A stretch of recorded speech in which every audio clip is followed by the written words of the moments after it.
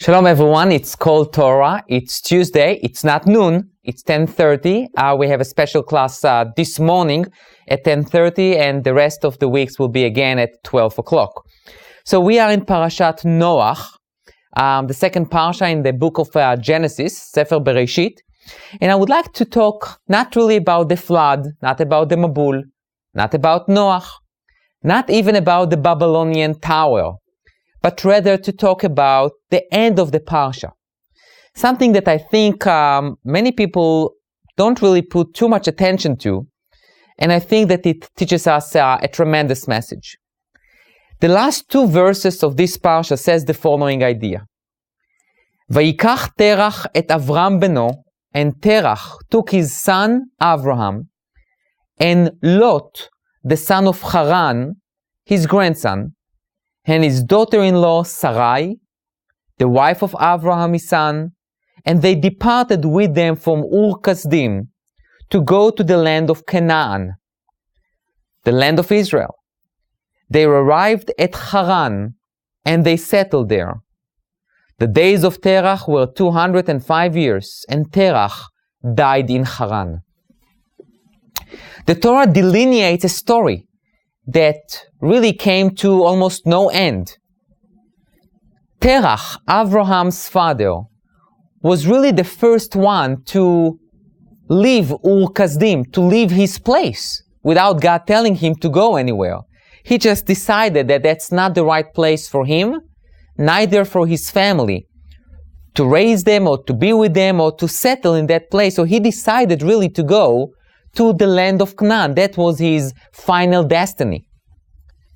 Something happened in between, and Terach settled in Haran and died there. And next week's parsha, we are being told that God told Abraham, go away from the house of your parents and go to Canaan.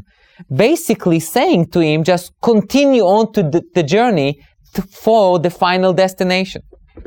So in a way, if we will put it in a very modern language, Terach bought a ticket to Canaan, but he decided to leave the train or to land in Haran, and basically Abraham next week will just going to ask for reimbursement for that ticket and to go to his final destination. But the Torah does not tell us why Terach left Ur-Kasdim, why did he decide to go to Canaan, and why did he stop in the middle of the way. We have no knowledge of why Terach took his family. The Torah really used a very strong verb, vayikach. He took them, in a way, told them they must leave, they must go. We don't know the reason. And we don't know the reason of why Terach did not really accomplish what he planned, meaning to go to the land of Canaan. And I would like to come with a theory, with an idea that maybe can fit to our questions, as well as to maybe shed some light to this very, I would say, enigmatic story that seems to be, that has no purpose. Let's see what's happened prior to Terach's decision to go away, to leave, and to try to go to the land of Canaan. The Torah says that there was a story of the Babylonian tower, where many of the people decided to build one city with one tower and not to be spread all over the universe. God obviously did not like this idea, and he mixed their languages and they were spread all over the universe. And then the Torah describes the generations of Shem that had many children, and they start spreading all over the universe. Basically, what's happened between the generation of the flood and the generation of the Babylonian tower, what happened was that two major things took place. One, corruption, and disgrace to humanity. Prior to the flood, God told Noach Mala'a haaretz chamas. There is corruption. There are some unethical behaviors. There is some sexual prohibitions that are being violated. People are acting in an inhumane manner, and they need to be annihilated. We are talking about corruption. The Babylonian Tower, on the other hand, talks about a different sin, a different deficiency of humanity. There was unity. There was a common goal. There was one language. The problem was, according to many of the commentators, is the sin, is the chet of avodah zarah, of idol worshipping. The people of the Babylonian Tower basically resisted the idea of the unity of God.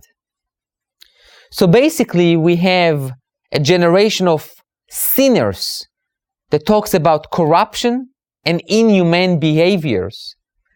And we have the Babylonian Tower that talks about the chet, the sin of avodah zarah, of idol worshipping. It seems to be that Terach, Abraham's father, had enough from these two behaviors of corruptions and cruelty, and the behavior of idol worshipping. And he wanted to flee. He wanted to go away from this environment, from this atmosphere. He didn't think it's a good atmosphere to raise a family.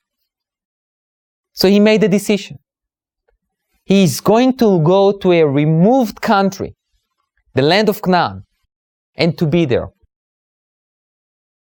But he went on a journey and he stopped in Haran, probably far away or far enough from where he felt complacent, where he felt, this is good enough for me. I don't need to go to the land of Canaan. I don't need to complete my journey. I can stay here and this is enough for me. But it was not enough for Abraham. Abraham felt that in order to fulfill his life mission, and in order to be removed totally from this environment that he did not like, and to start building a different environment, a different atmosphere, he is the one that needs to go to the land of Canaan, where he felt he can start building what he believes was true and just. There is a tremendous message for us. Sometimes we have goals that we would like to accomplish, and we are on the way to accomplish them, but then we stop because we feel complacent. We feel comfortable. We feel that, you know what, we don't need to go the extra mile. We can stop here and it is good enough. The message of these two verses, it was maybe good enough for Terach and he died in Haran, but he did not accomplish this goal. Who remembers Terach anymore? No one. But we all remember Abraham, who took the extra mile and moved to Canaan to fulfill his goal. It's very similar to Esav and Yaakov. We say in the Haggadah Shel Pesach, Esav received his inheritance in the mountain of Edom, but Jacob went down to Egypt, and he started the journey of the Jewish people. The message is very simple. Don't only start the journey, complete it. Don't do half a job. Don't be what we say half pregnant. Fulfill your potential by doing it to the nth degree.